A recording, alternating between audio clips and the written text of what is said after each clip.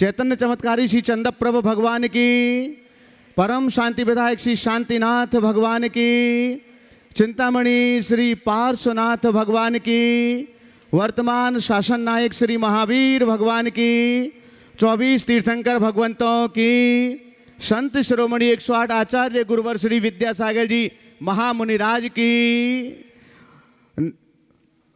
आचार्य श्री समय सागर जी महाराज की, गुणायतन प्रणेता शंका समाधान प्रवर्तक भावना योग जनक तरुणाई के प्रखर वक्ता पूज्य मुनिवर श्री प्रमाण सागर जी महाराज की, पूज्य मुनिवर श्री निर्वेक सागर जी महाराज की, पूज्य मुनिवर श्री संधान सागर जी महाराज की, समस्त मुनि संघ की। आइएगा बंधुओं, माँ अहिल्या की पावन नगरी इंदौर नगर, पूज्य मुनिवर श्री प्रमाण सागर जी महाराज सत्संग का जहाँ पर चातुर्मास हो रहा है, ऐसे श्री विद्यासागर सभागार मोहिता भवन से आप चैनल का लोकप्रिय कार्यक्रम शंका समाधान देख रहे हैं। आप सभी सुधी श्रोताओं का जो यहाँ पर उपस्थित हैं और पारस चैनल, जिनवाणी चैनल, प्रामाणिक ऐप के माध्यम से देश और दुनिया में इस कार्यक्रम को देख रहे सभी सुधी भव्यात्माओं का धन प्रभावना समिति और सकल दिगंबर जैन समाज भावभीना हार्दिक स्वागत और अभिनंदन करती है।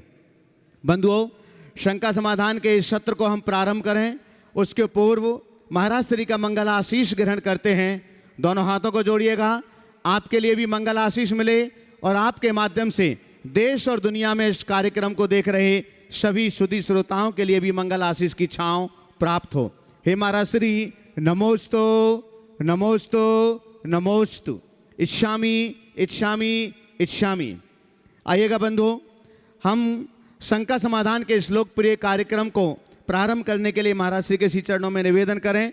उसके पूर्व आज जो गुणायतन परिवार से जुड़ रहे हैं, हम उनके नामों की घोषणा यहाँ पर कर रहे हैं। अगर वे यहाँ पर उपस्थित हों तो अपने स्थान पर खड़े होकर महाराज श्री का मंगल आशीष ग्रहण करेंगे। गुणायतन परिवार से आज निर्माण निधि के रूप में जुड़ रहे हैं मास्टर वियान कासलीवाल, श्री अमित जी, एकता जी कासलीवाल सूरत से, जिन्होंने अपनी गुल्लक से राशि एकत्रित करके निर्माण निधि के रूप में गुणायतन परिवार से जुड़ रहे हैं। अगर यहाँ पर उपस्थित हों तो अपने स्थान पर खड़े हों, महाराज श्री के चरणों में नमन करें, मंगल आशीष ग्रहण करें और आप जोरदार करतल ध्वनि के माध्यम से उन बच्चों का सम्मान कीजिएगा जिन्होंने अपनी गुल्लक से पैसे एकत्रित करके निर्माण निधि के रूप में गुणायतन से जुड़ने का सौभाग्य प्राप्त किया है। बंधुओं, आज गुणायतन से सूत्रधार के रूप में जुड़ रहे हैं। मैं उन्हें सम्मान सहित इस मंच पर उन्हें आमंत्रित करूंगा, वे पधारेंगे। गुणायतन से सूत्रधार के रूप में जुड़ रहे हैं भार्गव नगर उज्जैन से श्री हितेश जी जैन, श्रीमती मनीषा जैन, आदिश जैन। अगर यहाँ उपस्थित हों तो कृपया मंच पर पधारें। श्री हितेश जैन, श्रीमती मनीषा जैन, श्री आदिश जैन, भार्गव नगर उज्जैन से पधारिएगा और आपका सम्मान करने के लिए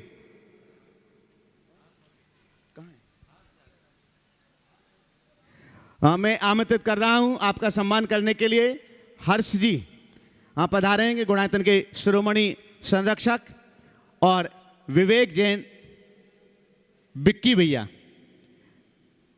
कुनकुनी पधारें, गुणायतन ट्रस्टी। और आज जो गुणायतन से सूत्रधार के रूप में जुड़ रहे हैं उनका सम्मान करेंगे और आप जोरदार करतल ध्वनि के साथ में दान की अनुमोदना करें, दान की प्रशंसा करेंगे। लगातार करतल ध्वनि आपकी होना चाहिए।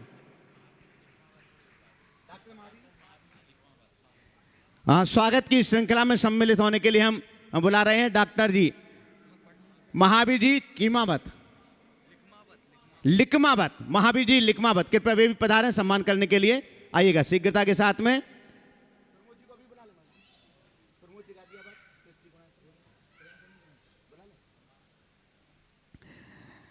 मैं यहां पर आमंत्रित कर रहा हूं श्री प्रमोद जी गाजियाबाद, गुणायतन से हमारे बीच हैं। हर्ष जी सम्मान करेंगे। और प्रमोद जी गाजियाबाद, गुणायतन ट्रस्टी, कृपया मंच पर पधारें।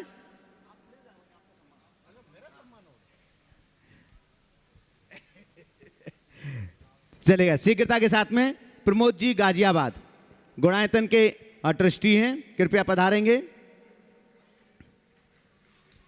जैनसन का भी बोल दो या बीच में? आइएगा बंधु, जैसे कि हम सभी के लिए विदित है, आने वाले कार्तिक मास के आष्टानिक महापर्व पर सिद्धों की आराधना करने का सौभाग्य आप सभी के लिए इंदौर की इस पावन महानगरी में आप सभी के लिए प्राप्त होने के लिए जा रहा है। और उस विधान की लगभग तैयारियां प्रारंभ हो चुकी हैं, तैयारियां चल रही हैं। सिद्धों की वह महाआराधना जिसे आप मूल संस्कृत के विधान के रूप में संपन्न करेंगे, और उसके लिए भी लगभग पुण्यार्जक सुनिश्चित हो चुके हैं, मंडलों के जो पुण्यार्जक हैं। लेकिन आपका पुण्योदय है, आपका सौभाग्य है, उसमें से कुछ पुण्यार्जक जिनके पारिवारिक कोई समस्याएं होने की वजह से वो सौभाग्य आपके कंधों पर जा सकता है, आपकी झोली में जा सकता है। हमारा अनुरोध है, ऐसे 4-5 पुण्यार्जकों के लिए ये सौभाग्य प्राप्त हो सकता है। तो जो अभी लेट रह गए हैं, जिनकी भावनाएं हैं, हम पहले से अपने मंडल के पुण्यार्जन सुनिश्चित नहीं कर पाए हैं, तो आप कार्यालय में संपर्क करके अपना पुण्यार्जन सुनिश्चित कर सकते हैं 3,51,000 रुपये की राशि में, और आप सिद्धों की आराधना का ये सौभाग्य प्राप्त कर सकते हैं। 7 नवंबर से 15 नवंबर तक इस सिद्धों की आराधना में बहुत बड़ा सौभाग्य आपके लिए 15 नवंबर को प्राप्त होगा, जब इंदौर की सरजमी ही नहीं पूरे भारतवर्ष के विदित इतिहास में पहली बार 108 रथ यात्राएं यहां पर संपन्न होंगी। अभी तक आपने पंचकल्याणकों के समापन पर 2, 3, 5 या 11 रथ ज्यादा से ज्यादा अभी तक चले हुए हैं, लेकिन पहली बार सिद्धों की आराधना के समापन पर 108 रथ यात्राएं होंगी। वही रथ जिन्हें आप बुंदेलखंड में देखते हैं, राजस्थान में देखते हैं, भारत के अनेक नगरों में अलग अलग देखते हैं, भारत के उन शहरों से वे रथ इंदौर महानगर में यहां पर आएंगे। प्रत्येक रथ पर श्री जी होंगे और आप साथ होंगे, उसकी शोभा एक अलग ही होगी। तो मेरा अनुरोध है कि आप उन मंडलों का पुण्यार्जन कर सकते हैं, जोड़ी के साथ में भी आप सुनिश्चित कर सकते हैं, आवास व्यवस्था के साथ में 31,000 रुपये की राशि से, और बिना आवास में 21,000 रुपये की राशि से, और एकल इंद्र या इंद्राणी के रूप में आप सौभाग्य प्राप्त करना चाहते हैं तो 11,000 रुपये की राशि से आप अपना पुण्यार्जन कर सकते हैं। सभी विधान पुण्यार्जकों के लिए वस्त्र, द्रव्य और आवास भोजन की सुनिश्चित व्यवस्था समिति की ओर से की गई है। आइएगा बंधु, हम इसी के साथ पूज्यवर मुनि श्री संधान सागर जी महाराज के श्री चरणों में कोटि कोटि नमन करते हुए शंका समाधान के आगे के सत्र के संचालन के लिए प्रार्थना करते हैं। हे महाराज श्री, नमोस्तु नमोस्तु नमोस्तु। गुरु चरणों में अपन चलते हैं और आज के शंका समाधान में प्रथम प्रश्न के लिए धर्म प्रभावना समिति के महामंत्री हर्ष तृप्ति जी, जो गुणायतन के शिरोमणि संरक्षक भी हैं, वे अपना प्रश्न गुरु चरणों में रखें, और उसके बाद में बबलू जी जैन ललितपुर तैयार रहें। बोलो बोलो। हेलो। गुरुदेव के चरणों में बारंबार नमोस्तु नमोस्तु नमोस्तु। गुरुदेव, अभी भक्तामर महाकाव्य का जो प्रवचन डेली आपके मुखारबिंद से जो चल रहा है, उसमें प्रतिदिन जैन दर्शन एवं वितराग प्रभु के गुणगान के बारे में ही हम सबको आपके द्वारा हम सब समझ रहे हैं, लेकिन हमने आज तक जो सुना है उसमें सब लोग ऐसा बोलते हैं कि इस काव्य से ऐसा होगा, इस काव्य से ऐसा होगा, लेकिन आपके प्रवचन के माध्यम से हमें अभी तक ऐसा कुछ समझ नहीं आया। कृपया शंका का समाधान करेंगे। देखो, ऐसा है, भक्तामर स्तोत्र एक आराधना है, साधना है, तो भक्तामर स्तोत्र एक चिकित्सा भी। हमने भक्तामर स्तोत्र को सदैव एक आराधना और साधना के रूप में देखा है, और उससे हमें जो लाभ मिलता है वो लोकोत्तर लाभ मिलता है।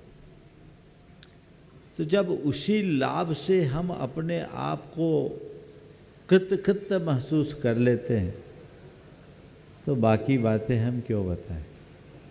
आजकल भक्तामर स्तोत्र का प्रयोग एक प्रकार की हीलिंग के लिए भी किया जाने लगा है। भक्तामर स्तोत्र के साथ अनेक प्रकार के मंत्रों और कल्पों की भी रचना हुई, ये बाद में हुआ, पर मुझे लगता है कि जो हमें अमर बना दे उससे हम बाकी बातें क्या चाहें। इसलिए मुझे वो सब बातें ज़्यादा रुचिकर नहीं लगती, मैं उनसे ज़्यादा प्रभावित नहीं हूँ। तो जो बातें मुझे ही प्रभावित नहीं करती वो मैं आप लोगों तक कैसे पहुँचाऊँ। इसलिए मैं उन सब बातों को उतना महत्व नहीं देता। मैं ये नहीं कहता कि भक्तामृत स्तोत्र के पाठ से हमें ये सब लाभ नहीं मिलता। आप एक छंद को पढ़ेंगे, 2 छंद को पढ़ेंगे, किसी एक छंद विशेष को पढ़ेंगे, उसका लाभ आपको आंशिक मिलेगा। लेकिन जिस दिन संपूर्ण भक्तामृत को पढ़ेंगे आपका मन आनंद से भर उठेगा। हम क्यों न उसके आध्यात्मिक स्वरूप को पहचाने और उसका लाभ लें। और इसलिए हम केवल उसी आध्यात्मिकता और वीतरागता का संदेश आप सबको देना चाहते हैं जो हम दे रहे हैं। नमोस्तु गुरुदेव। बबलू जी जैन ललितपुर, वे अपना प्रश्न रखें और उसके बाद में तैयार रहेंगे हितेश जी जैन, हितेश मनीषा जी जैन उज्जैन। नमोस्तु गुरुदेव, नमोस्तु गुरुदेव, नमोस्तु गुरुदेव। ओ मेरे आराध्य गुरुवर, आपके चरणों से जुड़कर पिछले करीब 25-26 वर्ष हो गए हैं और इन 25-26 वर्षों में गुरुदेव आपकी असीम कृपा मुझ पर रही है। आज गुरुदेव आपके चरणों में कुछ मांगने के लिए आया हूँ। आशीर्वाद दें ताकि मैं अपने जीवन को आगे सन्मार्ग पर लगा करके अपने आत्मा का कल्याण कर सकूं। उसके लिए गुरुदेव 2 छंद आपके चरणों में समर्पित कर रहा हूं। तेरी छत्र छाया गुरुवर मेरे सर पर हो, तेरी छत्र छाया गुरुवर मेरे सर पर हो, मेरा अंतिम समय समाधि आपके चरणों में हो। चलो जल्दी से सवाल कर लो।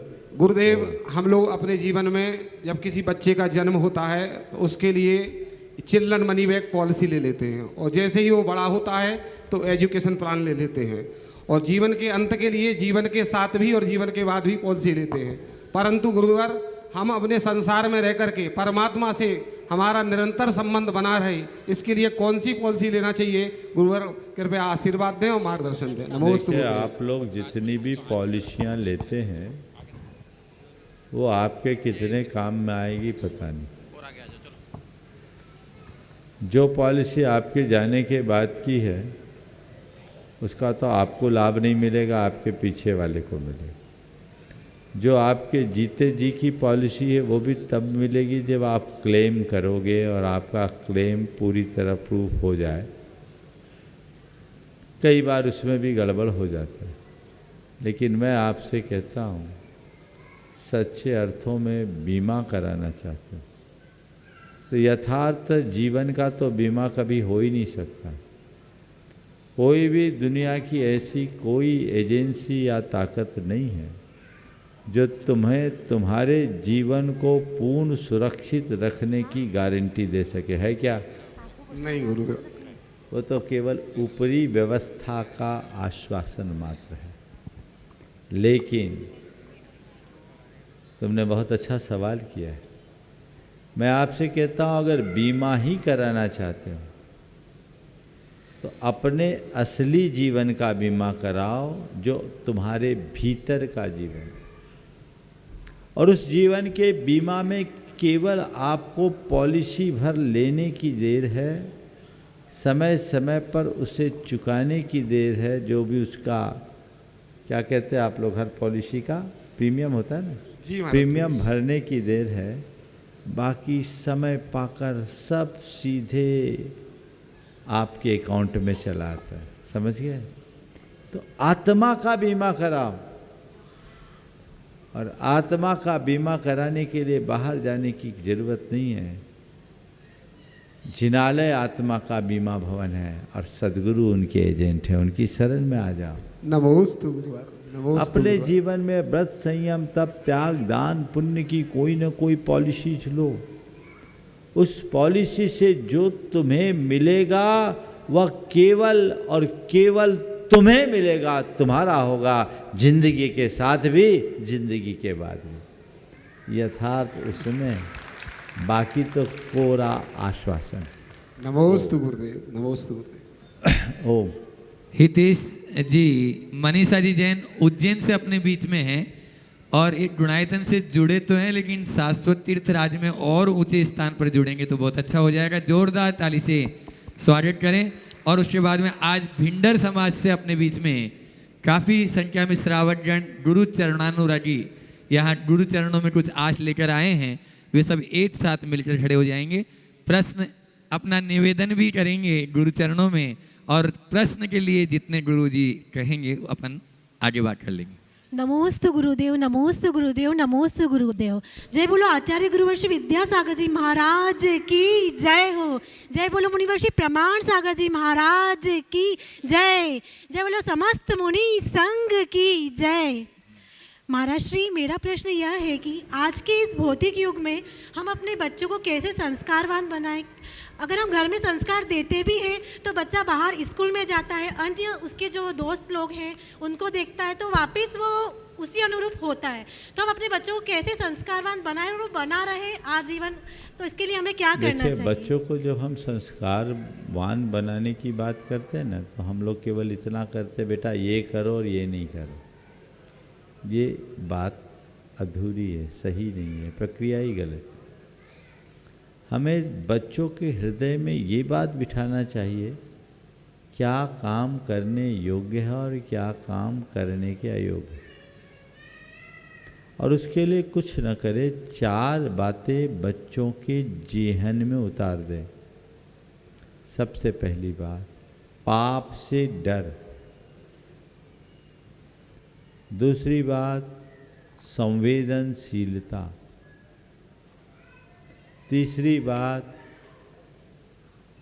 कुल का गौरव, समझ गए। और चौथी बात, धर्म की महिमा। ये चारों बातें यदि बच्चों के हृदय में आरंभिक दौर से जुड़ जाए तो फिर उन्हें आगे की ज़्यादा कुछ कहने की ज़रूरत नहीं पड़ेगी। इससे उनके अंदर अपने आप संस्कार उमड़ेंगे। आजकल लोग संस्कार जगाते नहीं हैं, संस्कारों के नाम पर कुछ आदेश थोप देते हैं। बच्चे जब छोटे होते हैं तब तक तो वो बात मान लेते हैं, बड़े होने के बाद उनकी एक अलग दुनिया शुरू हो जाती है और सब बातें धरी रह जाती। इसलिए जड़ से हम सुधार करें तो सब कुछ ठीक हो। जी गुरुदेव, नमोस्तु गुरुदेव, नमोस्तु गुरुदेव, नमोस्तु गुरुदेव। लगभग 29 मंदिरों के समूह का प्रतिनिधित्व करते हुए आज भिंडर समाज में समाज से यहाँ पर अपने गुरु चरणानुरति 29 मंदिरों का एक समूह इन्होंने बनाया और सामूहिक रूप से आज ये है निवेदन लेके आए हैं गुरु चरणों में। इसमें प्रश्न करेंगे श्रीमती बेबी जी लुणादिया, महिला मंडल वर्षा जी जन भिंडर।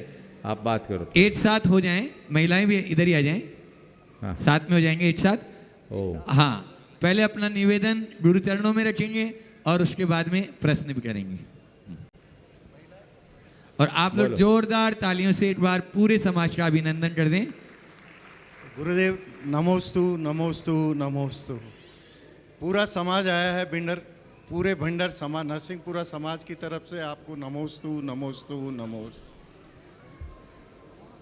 गुरुदेव, आज एक बहुत बड़ी अभिलाषा और बहुत बड़ी उम्मीद से पूरे समाज आया है, और वो इस उम्मीद से आया है कि आपके पांव भिंडर पंच कल्याण के लिए हो और उस तरफ आपका विहार हो।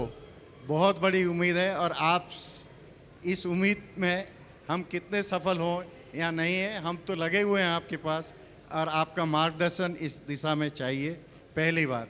और आपके पूरे समाज ने यह निर्णय लिया है, एक मत से लिया है कि आप ही की तत्वाधान में पंच कल्याण प्रतिष्ठा होनी है, और हम उन सब के ये हाथ जोड़ के हम सब निवेदन करते हैं कि आप जल्दी से जल्दी भिंडर की तरफ आपका विहार हो और हमें उसका धर्म लाभ मिले, और पंच कल्याण प्रतिष्ठा में आपका आशीर्वाद मिले प्रत्यक्ष रूप से। नमोस्तु। और मैं प्रश्न के लिए बेबी भाई जी बोलो। 3-4 पर्चियाँ आई है, जल्दी कर लो। प्रकाश जी बादावत भी हैं, संजय जी कंठालिया जी। नमोस्तु महाराज जी, इच्छा में सुलग जी महाराज जी। महाराज जी, मेरा यह कहना है कि जिस प्रकार शक्कर का ढेर और नमक का ढेर पड़ा हो, तो हम ये पता नहीं लगा सकते हैं कि नमक का स्वाद कैसा है और शक्कर का स्वाद कैसा है। उसी प्रकार आजकल ये वर्तमान परिस्थिति में हम कैसे पता लगाएं कि हम महिलाओं के आसपास जो भी घूमने वाला व्यक्ति है उसका स्वभाव कैसा है और हम उसको कैसे पहचाने कि इसका प्रभाव हमारे ऊपर कैसे पड़ सकता है। मेरी शंका का समाधान करें। देखिए, सबसे पहले तो आज भिंडर की संपूर्ण समाज यहाँ पर उपस्थित हुई है। 2017-18 में भिंडर प्रवास रहा और वहाँ ध्यान डूंगरी में गए तो 10 दिन के लिए थे, लेकिन उस ध्यान डूंगरी का कुछ ऐसा प्रभाव था कि लगभग 4 महीने का प्रवास वहाँ हो गया। और अद्भुत वह क्षेत्र है, इसमें तो कोई संशय की बात नहीं।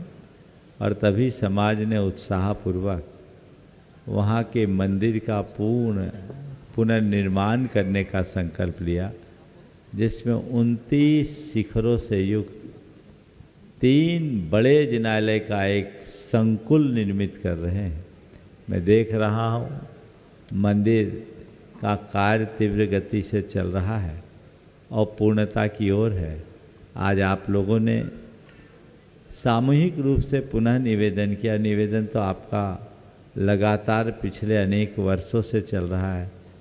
भावना भाइये, आपका पुण्य जिस दिन गहरा हो जाएगा, आपका निवेदन सार्थक हो जाएगा।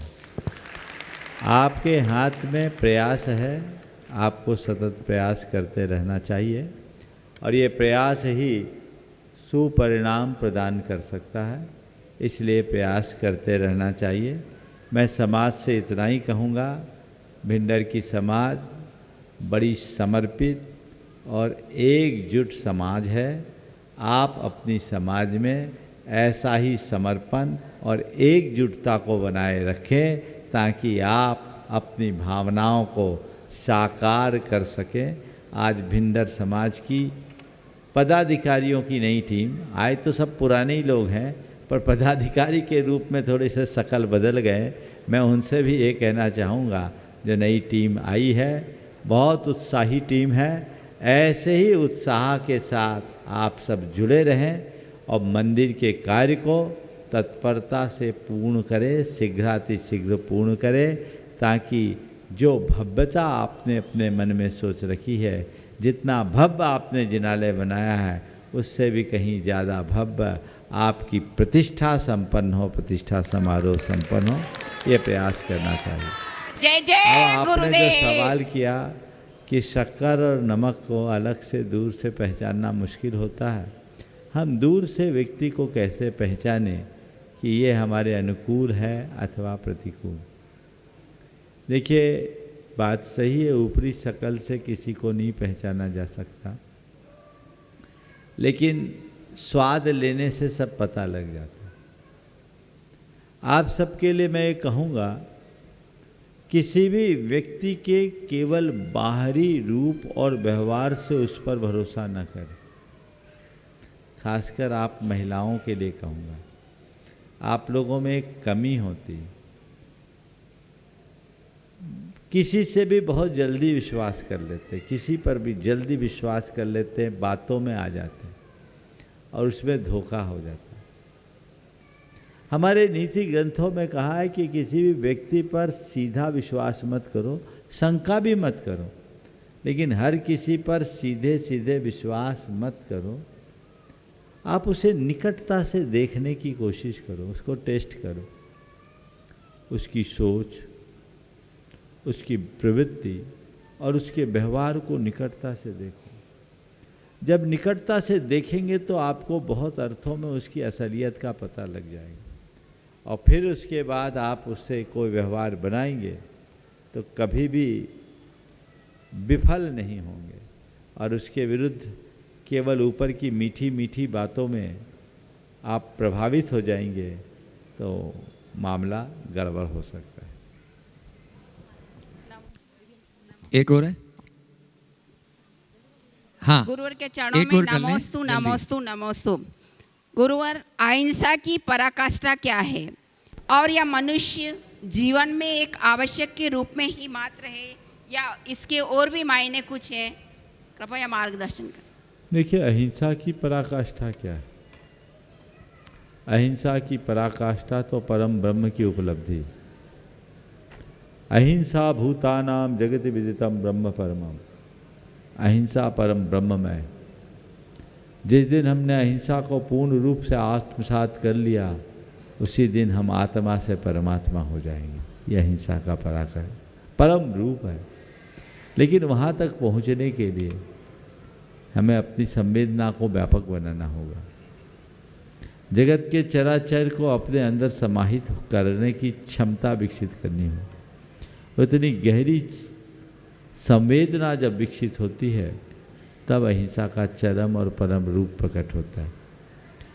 हिंसा से बचना हमारा धर्म है, और इसमें जो व्यक्ति जिस स्तर पर बच सके उससे बचने का प्रयास करना चाहिए। जहाँ हम बच जाएं, वहीं अपने आप को संभाल सकते हैं। ओ हाँ, आखिरी। हे गुरुदेव, नमोस्तु नमोस्तु नमोस्तु। हे गुरुवर, जैसे माना जाता है कि पानी के बिना नदी बेकार है, अतिथि के बिना आंगन बेकार है, प्रेम ना हो तो रिश्ते भी बेकार है, और जीवन में गुरु ना हो तो सर्वस्व जीवन भी बेकार है। तो गुरुदेव, मेरी जिज्ञासा है कि हम अपने जीवन में कैसे गुरु के प्रति समर्पण भाव लाएं और कैसे हम अपने जीवन में गुरु के महत्व को समझें। हे गुरुदेव, हम घर पर रहकर भी गुरु जी के प्रति कैसा समर्पण करें कि गुरु जी का आशीष और आशीर्वाद हमें हमेशा मार्गदर्शन और आशीष हमें मिलता रहे। नमोस्तु गुरुदेव, नमोस्तु। देखिए, बहुत ही अच्छा सवाल किया है। हमारे देश में, हमारी संस्कृति में गुरु की महिमा अपरंपार बताई गई है। आप लोग कहते हैं गुरु की महिमा वर्णनी न जाए, गुरु नाम जपो मन वचन खाए। जिनकी महिमा का कोई बखान न हो सके, उन गुरु के बारे में हम क्या कहें। लेकिन हाँ, गुरु को पहचानना, गुरु को पाना और गुरु का हो जाना बहुत कठिन है। हम किसे गुरु के रूप में समझें? मैं तो यही कहूँगा, उसे ही अपने गुरु के रूप में समझो, स्वीकार करो, जिसके अंदर गुरुता है, अर्थात जो खुद आध्यात्मिकता से ओतप्रोत है। जिसके अंदर आध्यात्मिकता है, वही हमें आध्यात्मिकता की प्रेरणा देने में समर्थ होगा। तो गुरु जो आध्यात्मिकता को आत्मसात करके जी रहा है, जो आगम के प्रतिमानों में खरा उतर रहा है, उसे गुरु के रूप में स्वीकारो। और एक बार स्वीकार लो तो पूरी तरह गुरु का हो जाओ। गुरु के प्रति समर्पण होना चाहिए। जिस किसी को गुरु बनाना भी ठीक नहीं और जने जने को गुरु बनाना भी ठीक नहीं। गुरु तो केवल एक होना चाहिए। जैसे हमारे पिता एक होते हैं, वैसे ही गुरु भी एक होते हैं। वो हमारे आध्यात्मिक मार्गदर्शक, जिनके माध्यम से हम मूर्त और अमूर्त दोनों प्रकार की प्रेरणा प्राप्त कर सकते हैं। गुरु बनाया था एकलव्य ने, जो द्रोणाचार्य का साक्षात सानिध्य नहीं पा पाया, लेकिन परोक्ष में भी अपनी श्रद्धा और निष्ठा के बल पर वह सब कुछ हासिल कर लिया, जिसे दूसरे लोगों ने साक्षात सानिध्य पा कर के भी नहीं किया। तो हमने जिसे अपने आदर्श के रूप में स्वीकार किया, उसे अपने हृदय में बिठाल दो। उनका प्रत्यक्ष या भौतिक सानिध्य मिले या न मिले, पर उनके आदर्श हमारे अंदर आत्मसात हो चुके हैं, तो समझ लेना हमने न केवल गुरु को पाया, अपितु गुरु की कृपा भी पाली और अपना जीवन धन्य। आज अपने बीच में कोयला परिवार से ओम, चलो आखिरी कर लो। चलो, नमोस्तु महाराज जी।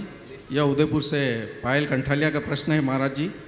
पायल ने भेजा है कि महाराज जी, मेरी ये शंका है कि राजा जनक ने अपनी बेटी के लिए राजघराना और एक राजा ही चुना था, पर उनका आधे से ज़्यादा जिंदगी तो वनवास में ही गुजरी।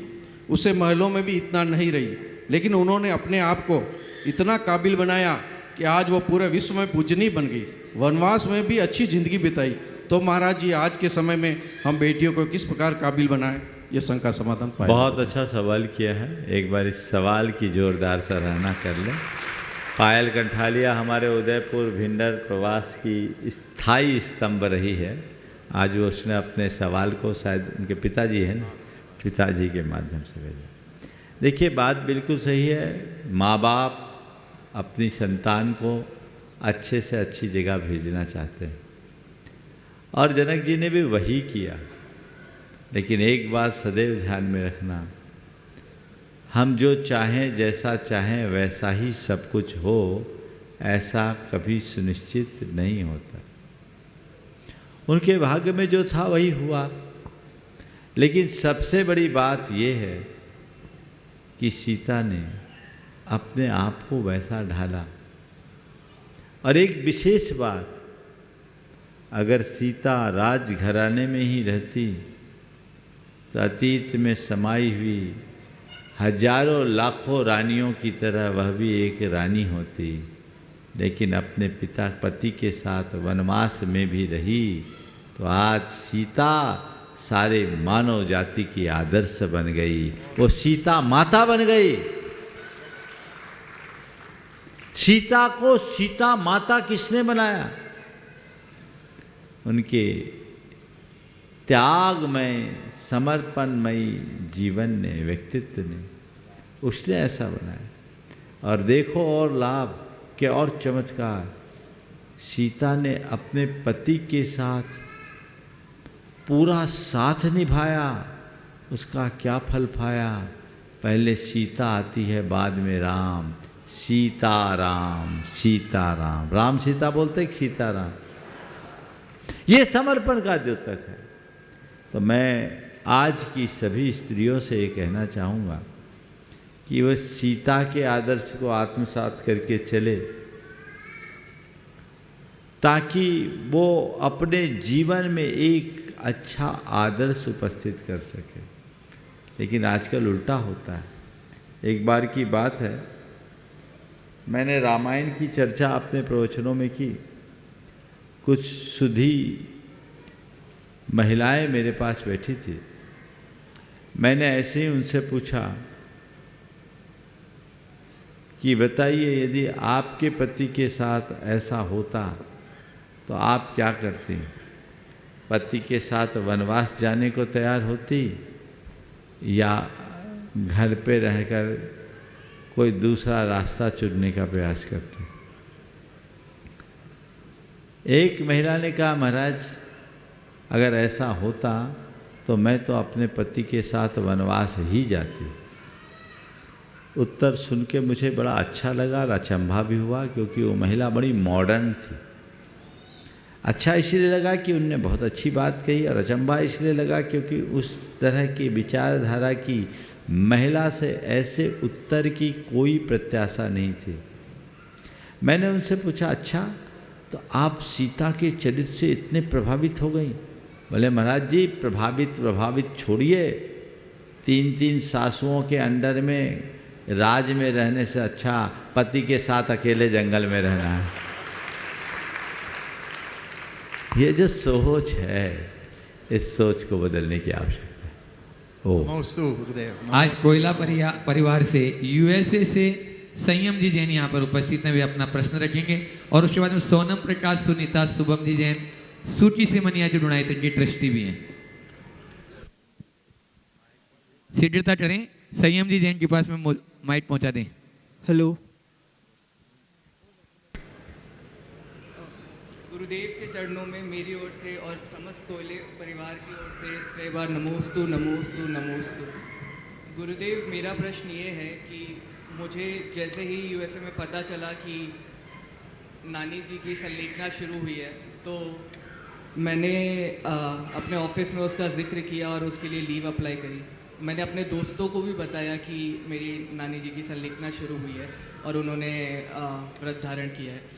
तो वे लोग इतने अच्छे से समझ नहीं पाए। उसमें वो लोग भी थे जो लोग, क्योंकि मैं वहाँ पे शंका समाधान देखता हूँ, धर्म देखता हूँ, तो वो लोग समझते हैं इन चीज़ों को, लेकिन इतनी गहराई से नहीं समझ पाए चीज़ों को क्या हो रहा है। तो मैं वहाँ रहकर क्या कर सकता हूँ और कैसे इन लोगों को बता सकता हूँ और कैसे और धर्म की अच्छे से प्रभावना कर सकता हूँ, मुझे इस बारे में थोड़ा। बहुत अच्छा सवाल किया है, और इस तरह के सवाल समय समय पर उठते रहना चाहिए। संलेखना या संथारा जैन साधना का प्राण। बिना संलेखना और संथारा के आत्मा का कल्याण नहीं हो सकता। इसलिए प्रत्येक जैन श्रद्धालु के हृदय में, चाहे वो मुनि हो या गृहस्थ, उसके मन में एक प्रबल उत्कंठा होती है कि मेरा अंत समाधि के द्वारा, और ये हमें करना भी चाहिए। पर ये क्या है, इसे समझिए। बहुत सारे लोग संलेखना समाधि की मूल प्रक्रिया को न समझ पाने के कारण इसे एक प्रकार से आत्महत्या निरूपित कर देते हैं, जो 2015 में राजस्थान के उच्च न्यायालय के द्वारा एक प्रकार से प्ररूपित भी किया गया। बाद में पूरे देश में एक आंदोलन चला, धन बचाओ आंदोलन के रूप में जागरूकता आई, और एक सुयोग से माननीय सर्वोच्च न्यायालय ने उस पर अंतरिम स्थगन आदेश दे दिया। ये हम लोगों की एक बहुत बड़ी जीत है। और इस बीच इतना काम इस पर हो गया कि मुझे पूर्ण उम्मीद है कि जब भी हो तो इसका फैसला वही होगा जो हमारे धर्म से सम्मत है। इस विषय में लोगों के अंदर कुछ स्पष्टता होनी चाहिए। संलेखना क्या है, आपने तो देखा। जिन्हें आप अपनी नानी कह रहे हो, वो चैतन्य श्री जी हैं। वो अस्पताल में थी, उस समय उनकी क्या हालत थी। डॉक्टरों के हिसाब से तो 4 घंटे से भी ज़्यादा नहीं। ऑक्सीजन लगाई हुई थी, बेड सोल हो चुके थे, और बहुत सारी चीज़ें उनके साथ जुड़ी हुई थी।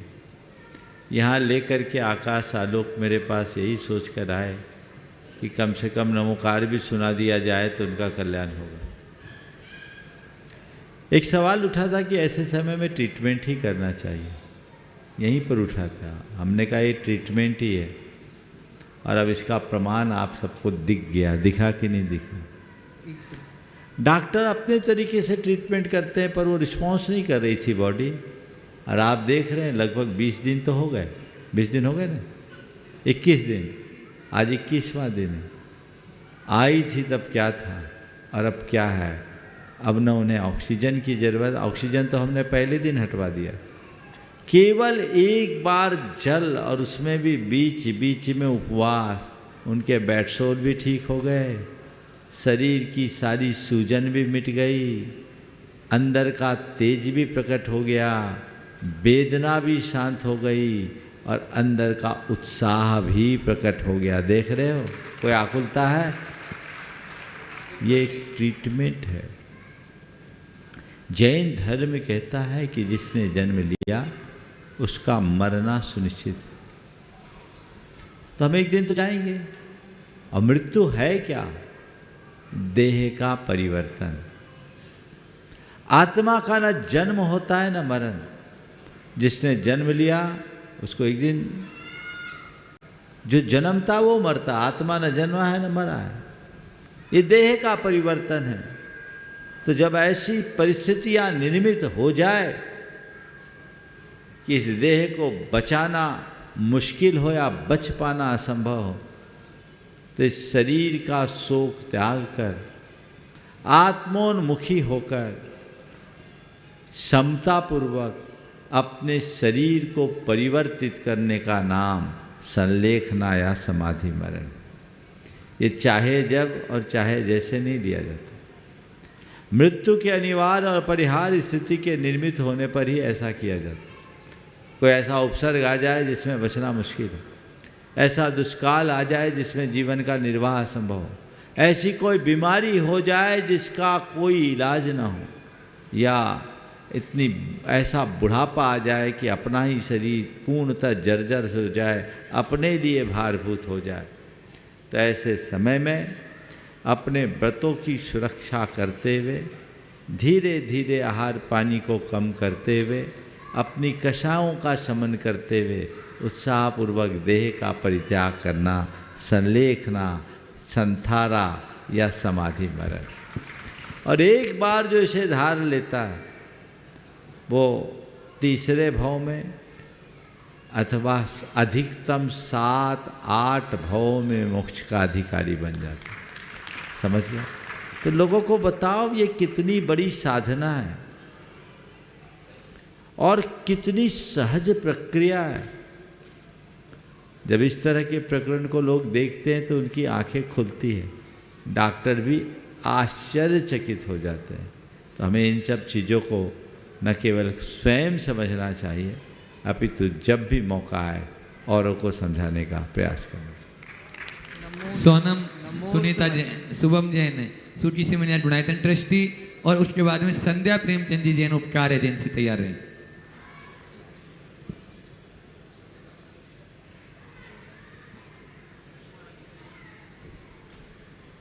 ओ बोलो, पहले से खड़े हो जाएं। हाँ, संध्या प्रेमचंद जी जैन। नहीं, ओम ये तो यही तो है। बोलो, दो जल्दी दो। ओम नमोस्तु महाराज जी, नमोस्तु महाराज जी, नमोस्तु महाराज जी। इच्छामी महाराज जी।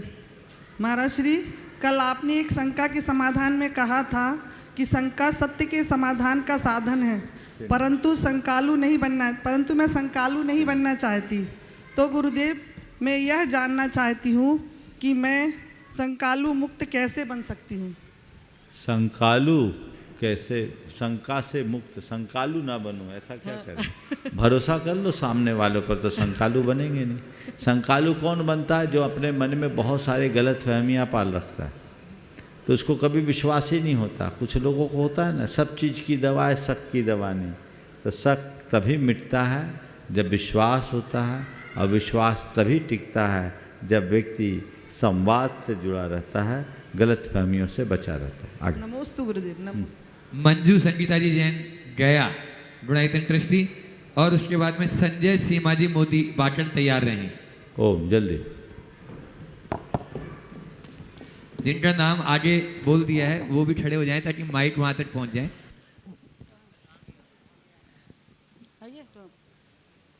बोलो जल्दी, एक साथ आ जाओ। महाराज श्री, इच्छा में महाराज जी, परम पूज महाराज श्री को नमोस्तु। आज धर्म को लेकर जितनी भ्रांतियाँ और विवाद है उतना पहले कभी नहीं था। ऐसे में हम मध्यम मार्ग वाले चलने वाले किस प्रकार धर्म, कर्म और मर्म के बीच संतुलन बनाकर चले कि कोई भी हमारे को उपेक्षित नहीं समझे। देखो, ऐसा है कि धर्म के नाम पर झगड़े तो हर युग में रहा, आज ही नहीं, रूप बनता बदलता रहा है। हमारे देश में धर्म के नाम पर जितने झगड़े हुए हैं उतने शायद ही किसी और नाम पर हुए। इसलिए हम इन झगड़ों के चक्कर में न पड़े। हमारा तो काम यही है कि हम धर्म को समझें और अपने उसके मर्म को आत्मसात करके आगे बढ़े, बाकी लोगों को उनके हाल पर छोड़ दें। ओ संजय जी मोदी बाटल, और उसके बाद में अपने बीच में आज कस्टम कमिश्नर प्रियेश जी साहब मुंबई से अपने बीच में हैं। वे हाँ, वो अपना प्रश्न रखेंगे। बोलो संजय भाई। नमोस्तु भगवान इच्छामी महाराज जी। गुरुदेव, दुनिया में रहने की सबसे अच्छी जगह किसी के दिल में रहना या दुआओं में रहना।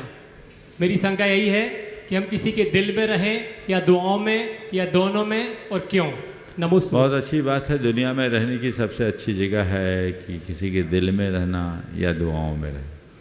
मैं तो ये कहता हूँ, अपने दिल में परमात्मा को रख लो, तो फिर किसी के दिल में जगह की कमी नहीं होगी और कहीं किसी की दुआओं की ज़रूरत नहीं होगी। समझ गए?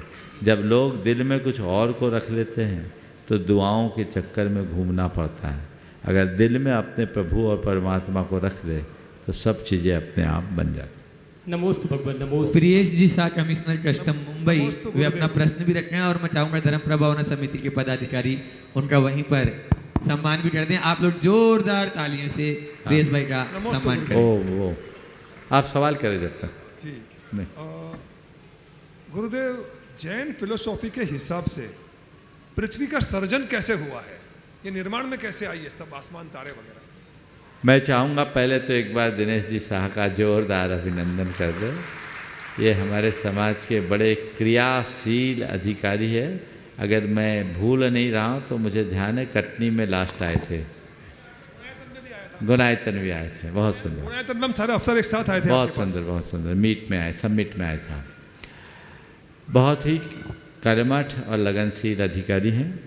आपने जो कहा कि जैन धर्म के अनुसार इस पृथ्वी का सृजन कैसे हो, जैन धर्म के अनुसार ये सृष्टि शाश्वत है, इसका कभी सृजन हुआ ही नहीं, ये अनादि अनिधन, इसलिए सृष्टि को शाश्वत माना गया।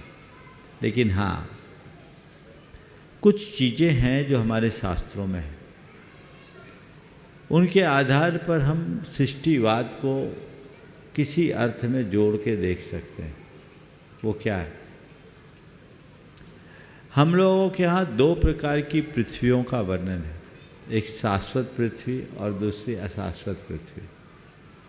हमारे जो शास्त्र हैं वह शाश्वत पृथ्वी का विवेचन करते हैं, और हम लोग जो रह रहे हैं वह अशाश्वत धरा है। भरत और ऐरावत क्षेत्र के आर्य खंडों में काल के प्रभाव से वृद्धि हानि होती है, और ऐसी चर्चाएं आती कि भोग युग से जब ये धरती कर्म युग में आई तो उससे पहले धरती एकदम सपाट थी, लेकिन उस दौर में एक समय ऐसा आया कि एक बहुत बड़ा प्राकृतिक परिवर्तन आया। उस समय इस थाली की तरह सपाट धरती में जम्बूद्वीप के भरत क्षेत्र के आर्यखंड का एक हिस्सा 1 योजन ऊपर उठ गया, और 1 योजन ऊपर उठने से अनेक क्षुद्र पर्वत और उपसमुद्र प्रकट हो गए, जिससे इसका शेष जम्बूद्वीप से संबंध टूट गया। मैं समझता हूँ ये एक बहुत बड़ा परिवर्तन जो हमारे मानव सभ्यता के शुभारंभ के पूर्व हुआ, भगवान ऋषभ देव के पूर्व। देखो, थोड़ा बच्चों को शांत करो, एक आध कार्यकर्ता चले जाओ जल्दी से। हो सकता उस दौर में पृथ्वी ने ग्लोबल शेप लिया हो, और 1 योजन ये जो ऊंची उठी है तो एक बहुत बड़ा परिवर्तन हो, उसमें शक्ति का प्रचंड विस्फोट भी हुआ, तो उससे पृथ्वी ने ग्लोबल शेप लिया हो, बहुत सारे प्लैनेट्स भी प्रकट हो गए हों। ये केवल एक संभावनात्मक कथन है, क्योंकि हमारा शास्त्र इसमें अभी कुछ बोलता नहीं। पर यदि इन चीज़ों को हम व्यापकता से समझें और इस बीच की व्याख्या करें, तो हम ये कह सकते हैं कि सृष्टि का यही अभ्युदय काल है, इसी समय सृष्टि की शुरुआत हुई हो। भोग भूमि से कर्म भूमि की ओर आना ही सृष्टि की शुरुआत के रूप में, कर्म मूलक मानव सभ्यता के शुरुआत के रूप में देख सकते हैं। नमस्ते गुरुदेव। और बंधुओं, अब मैं उन कर्मठ और युवा कार्यकर्ताओं को यहाँ पर आमंत्रित कर रहा हूँ, जोरदार ताली से आप उनका सम्मान करेंगे। गुरु के मन में जो विचार आते हैं और उन विचारों को साकार करने में रात दिन जो एक कर देते हैं, ऐसे जैन संघ पुणे के उत्साही कार्यकर्ता आज यहाँ पर उपस्थित हैं। सभी एक साथ ऊपर आ जाएंगे, मैं उनके नाम भी बोलूँगा, उनके प्रश्न भी होंगे, ऊपर आ जाओ, उनके प्रश्न भी होंगे। वो तो 4-5 नाम दिए हैं, लेकिन अब जितने महाराज श्री जी अलाउ करेंगे। हाँ। और साथ में धर्म प्रभावना समिति के समस्त पदाधिकारी, देखो, अध्यक्ष, मंत्री, महामंत्री। हाँ। ये युवा बहुत उत्साही, कर्मठ और लगनशील कार्यकर्ता हैं। थोड़ा फैल के खड़े हो जाओ, हमारे पास समय कम है। एक बार इनका सभी लोग जोरदार करतल ध्वनि से अभिनंदन कर दीजिए। सबके ऊपर फोकस करो, सबको दिखा दो लाइन से, और जोरदार अभिनंदन इन सब का करें। और ये लोग प्रश्न भी करते रहें, और धन प्रभावना समिति एक एक का जोरदार अभिनंदन भी करते रहें। दोनों काम साथ साथ चलेगा। भैया सबको दिखा दो ताकि सबके घर तक संदेश चले जाए, पूरे ग्रुप को। बहुत गुरु के विचारों को बहुत साकार करने में अपना यानी अमूल्य योगदान देते हैं। सवाल करो। हाँ। और अब संदेश जी अपना प्रश्न कर रहे हैं, फिर शुभम जी बंडा तैयार रहेंगे। ब्रह्मचारी शुभम भैया। हाँ, कर दीजिए, आप लोग दोनों काम चालू रखिए। हाँ। सबसे पहले महाराज श्री आपके चरणों में, समस्त संघ के चरणों में हम सभी युवकों को बारंबार नमोस्तु नमोस्तु भगवान, नमोस्तु नमोस्तु नमोस्तु। नमोस्तु महाराज जी, इक्षामी महाराज जी।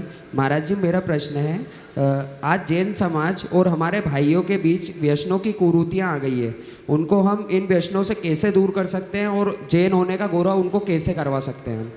बहुत अच्छा सवाल है। हमारे समाज के युवाओं में जिस तरह की व्यसन लिप्तता आ रही है, बहुत चिंतनीय है। आपने बिल्कुल ठीक पूछा है कि हम उनको वैष्णव से कैसे बचाएं और जो वैष्णव में फंस गए हैं उन्हें कैसे उनसे दूर करें।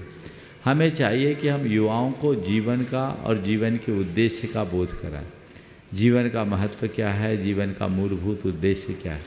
यदि भावबोध उनके हृदय में जग जाए तो उनके अंदर इस तरह की दुष्प्रवृत्तियों के प्रति झुकाव नहीं होगा। आज तुम जैसे भी युवा हैं, वो युवा इन सब से क्यों बचे हुए? क्योंकि तुम्हारे अंदर इन सब चीज़ों का बोध है और इन बोध से भरे होने के कारण इनसे बचे हुए। तो सभी युवा यदि इनसे बचे रहेंगे तो सुनिश्चित तौर पर वो उनके जीवन की बेहतरी का आधार बनेगा। हम उन्हें जगाएं और फिर उनके अंदर धर्म की रुचि जगाएं। यदि युवा धर्म से जुड़ जाएगा तो उनके जीवन में सुनिश्चित पवित्रता आएगी और वो अपने जीवन को बेहतर बनाने में समर्थ हो पाएंगे। इसलिए हमें चाहिए, मैं तुम जैसे सभी युवाओं से कहना चाहता हूँ कि युवा अपनी क्षमता को समझे, समय के बहाव में बहने से बचे और धर्म क्षेत्र में आगे आए ताकि संस्कृति की भी रक्षा कर सके और समाज के उन्नयन में भी अपना योगदान दे सके।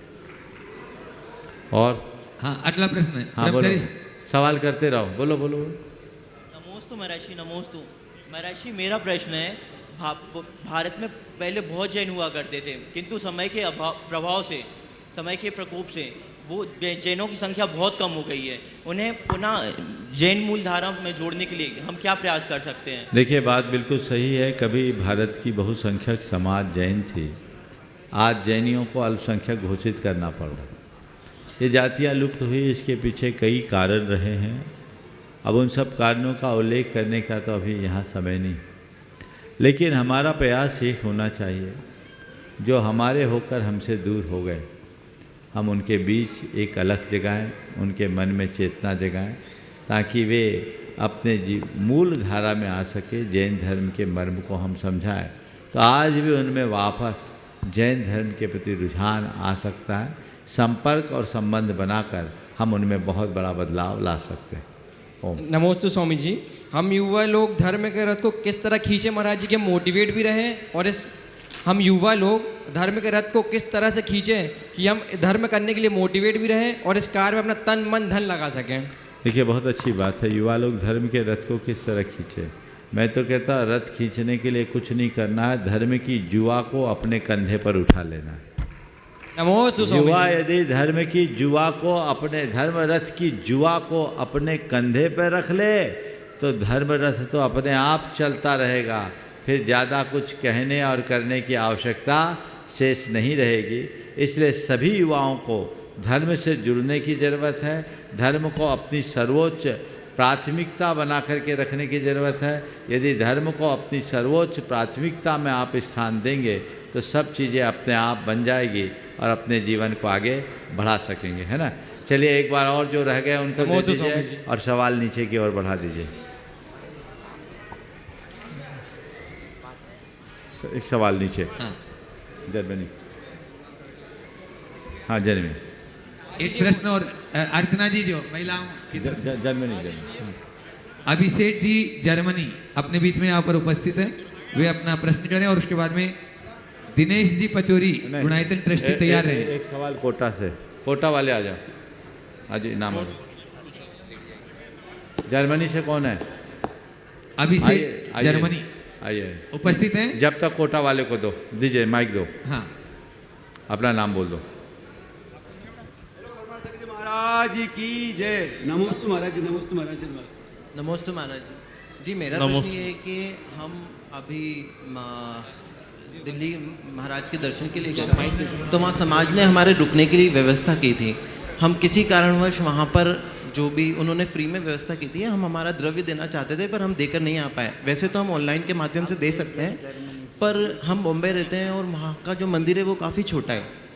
तो हमारी भावना ये है कि क्या हम वो द्रव्य मुंबई के मंदिर में दे सकते हैं, या जहाँ कर अपनी हमने जहाँ जिस समाज से हमने लिया, जहाँ से हमने लिया, हमें वहाँ लौटाना चाहिए और जितना बन सके ऐसा करना चाहिए कि जहाँ हमने लाभ लिया वहाँ देना चाहिए और इतनी भावना होनी चाहिए कि हम अपनी जगह भी दें, तो दोनों जगह काम। हाँ, अभिषेक। अभिषेक जी अपना प्रश्न रखें और उसके बाद दिनेश। मैं डॉक्टर अभिषेक जैन, जब मैं मेडिकल कर रहा था आपके दर्शन हज़ारीबाग में प्राप्त हुए थे। मेरा प्रश्न ये है कि मैं अभी मेडिकल टेक्नोलॉजी कंपनी में जर्मनी में कार्यरत हूँ। प्रॉब्लम ये आती है महाराज श्री, पहले मैं उसी कंपनी में इंडिया में काम करता था, तो अब हेड क्वार्टर्स में हूँ।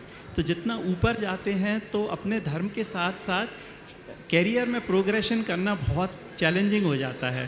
कारण ये है कि फिर बाकी जो कलीग्स हैं उनके साथ जो इवेंट्स होते हैं तो उसमें खान पान का बहुत महत्व रहता है कि उनके साथ में आप जाएं, मीटिंग्स करें, और जैसे मेरे डॉक्टर्स से कॉन्टैक्ट्स होते हैं तो उनको इनवाइट करते हैं हम अपने कॉन्फ्रेंसेस में।